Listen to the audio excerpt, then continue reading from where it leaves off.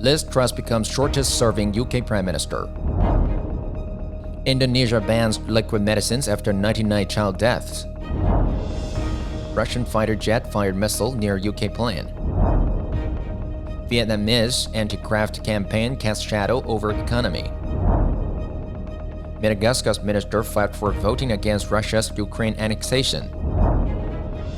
China dumps duck chips on Russia. Merck under investigation in France over thyroid drugs. Former Mexican drug trafficking icon demands royalties from Netflix.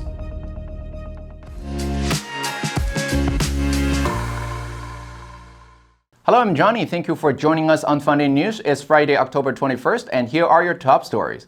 Liz Truss has dramatically resigned as Prime Minister, breaking a near 200-year record to become Britain's shortest-ever leader. The PM brought her tumultuous 44-day premiership to an end after frenzied plotting among her own MPs, who lost faith in her ability to govern following a disastrous mini-budget and days of chaos at the heart of government. Now, a day after she said, "I'm a fighter, not a quitter," Britain is set to have a new leader within a week. This morning, I met the chairman of the 1922 committee. The media reported that the UK Conservative Party, which holds a big majority in Parliament and need not call a nationwide election for another 2 years, will now elect a new leader by October 28th, Britain's fifth Prime Minister in 6 years. The contest is likely to pit ex-finance minister Rishi Sunak against Penny Mordaunt, but could also see the return of Boris Johnson, who was ousted as Prime Minister in July when his ministers resigned en masse to force him out of office. The Indonesian government has announced a ban on all syrup and liquid medicine prescriptions and over-the-counter sales following the deaths of nearly 100 children from acute kidney injury this year. The ban announced on Wednesday comes as the Southeast Asian countries' health authorities probe into an unexplained rise in the number of children's deaths from acute kidney injury since January. Authorities are looking into the potential toxicity of ingredients used in the liquid drugs.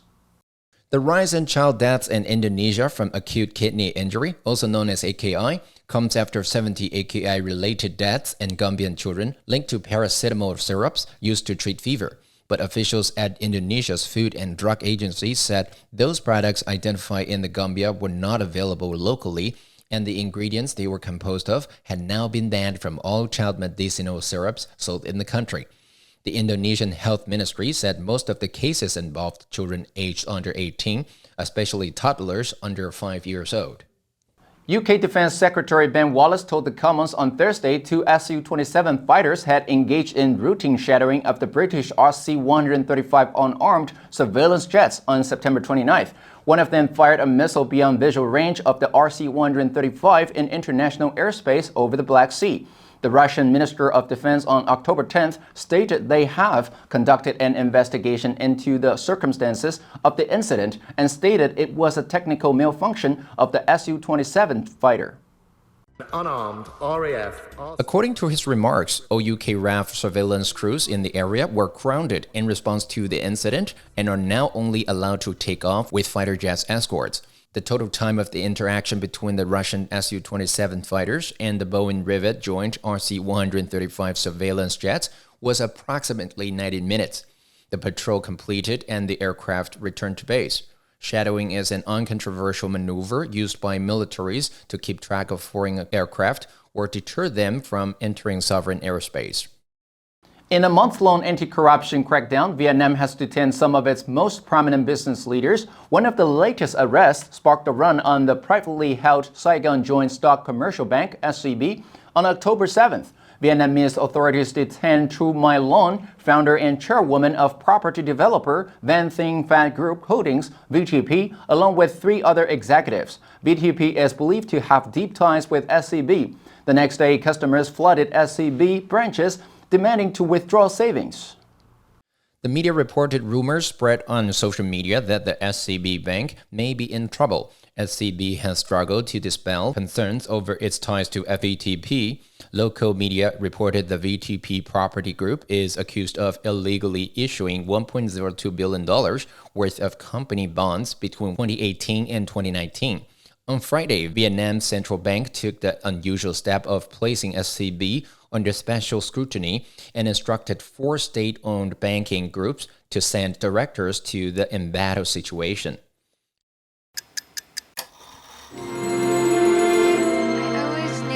time on my own, I never thought I'd be here.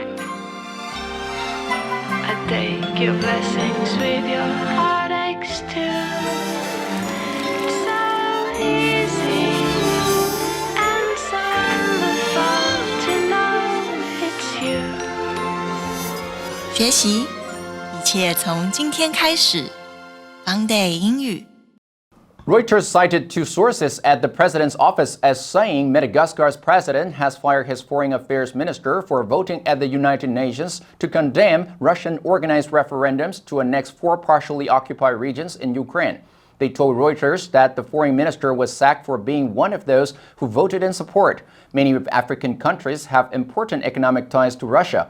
Madagascar always abstained during the various votes on resolutions related to the crisis in Ukraine. A recorded vote has been requested. We shall now begin the voting process. The UN General Assembly voted last Wednesday to condemn Russia's attempted illegal annexation of the 4 regions in Ukraine and called on all countries not to recognize the move. 143 countries of the 193-member General Assembly voted in support of the resolution that also reaffirmed the sovereignty, independence, unity, and territorial integrity of Ukraine within its internationally recognized borders. 18 of the 35 countries to abstain on the vote were African. Russian national business daily Kommersant reported the failure rate of semiconductors shipped from China to Russia has increased by 1,900% in recent months. Kommersant said before Russia's illegal invasion of Ukraine, the defect rate in imported silicon was 2%. Since the war commenced, Russian manufacturers have apparently faced 40% failure rates.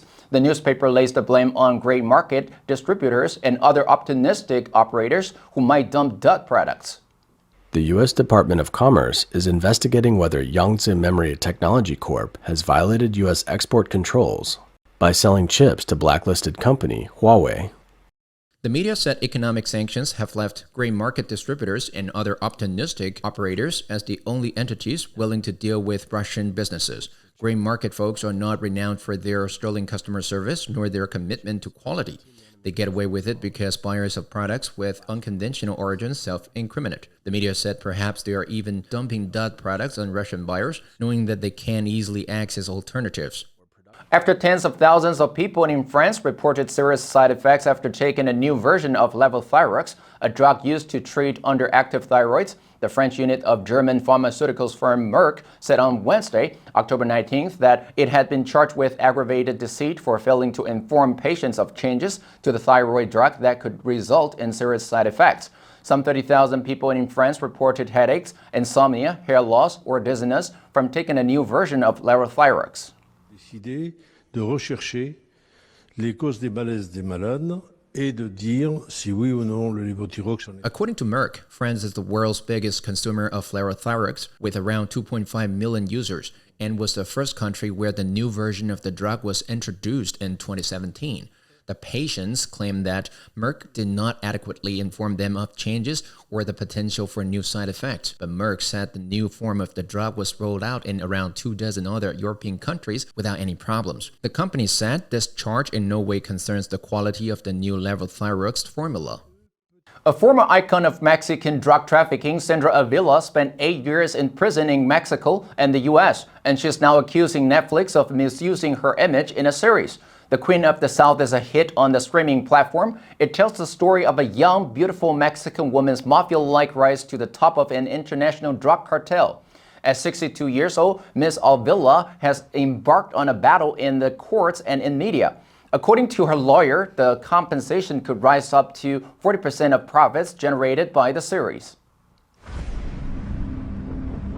I am known all over the world as America's biggest drug queenpin. According to Wikimedia, the series premiered on June 23, 2016, and concluded on June 9, 2021, with 62 episodes aired on USA Network. The lawyer hired by Ms. Avila, Israel Rezo Reyes, said his client's image is directly affected by being presented as a drug trafficker. The media said, unlike the heroine of the series, the sexagenarian has never taken the head of this Sinaloa cartel. Justice has never managed to prove her involvement in the management of one of the main cocaine routes from Colombia.